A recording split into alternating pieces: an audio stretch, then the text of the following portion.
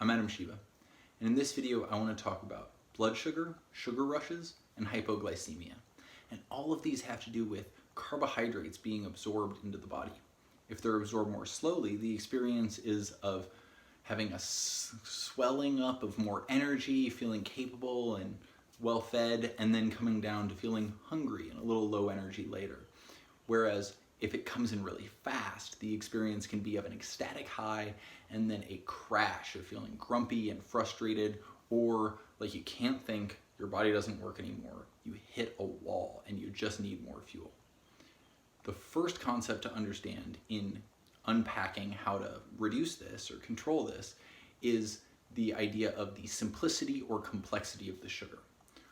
One of the ways this is explained is with glycemic index or glycemic load. But both of these are a little limiting because they focus on glucose or sometimes glucose equivalencies, but fructose, maltose, dextrose, all the different sugars can have an effect on this.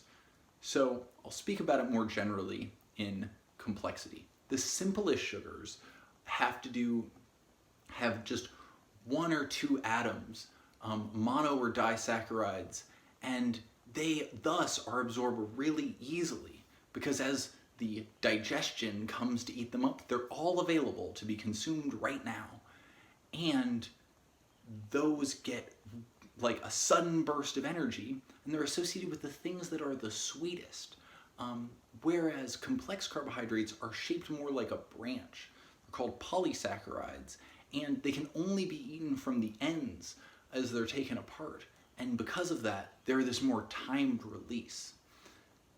So, natural things that contain that include whole grains, root vegetables, and the kind of carbohydrates that are in mushrooms.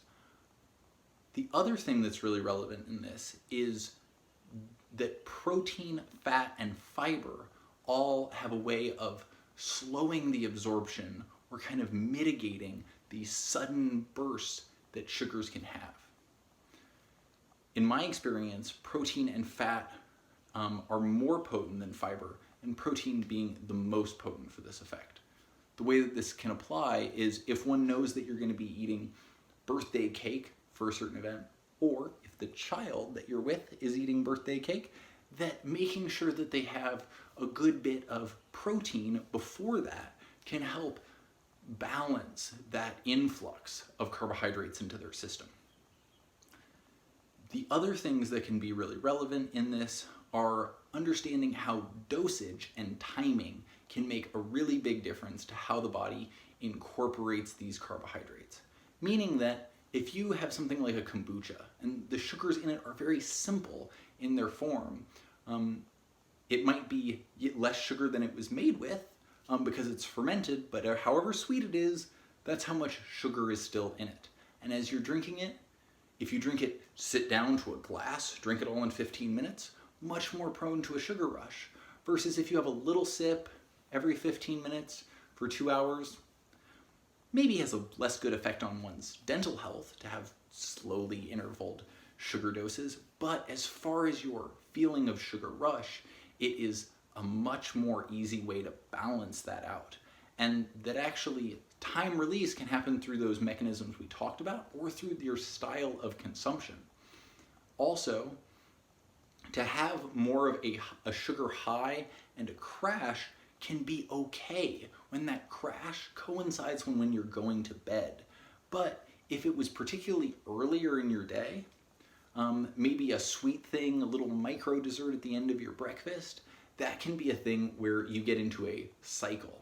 And the cycle that can be is that when you have more sweet foods, that to kind of mitigate that crash, a sweet thing can get you out of it fast, particularly as the experience is one of just dropping energy. But the danger is you're just putting off the effect for later. So there's a way where you can expect that I'm going to run out of energy. Maybe it's an hour and a half after the peak, maybe it's 2 hours, maybe it's just an hour. But knowing that cycle in yourself, and I would highly recommend this, watching the cycle in any kids in your life, because that can really help a lot of falling apart that kids experience. And being considerate of the way that carbohydrate dosing can really affect one's feeling of energy, one's feeling of happiness, and one's relationship to food feeling either kind of like a crazy, exacerbating, limiting thing, or the fuel that really makes you feel more powerful and capable. I hope this is really helpful for you. Thank you so much for listening to me. I'd love it if you shared this with a friend, and please subscribe if you'd like it. Have a great day.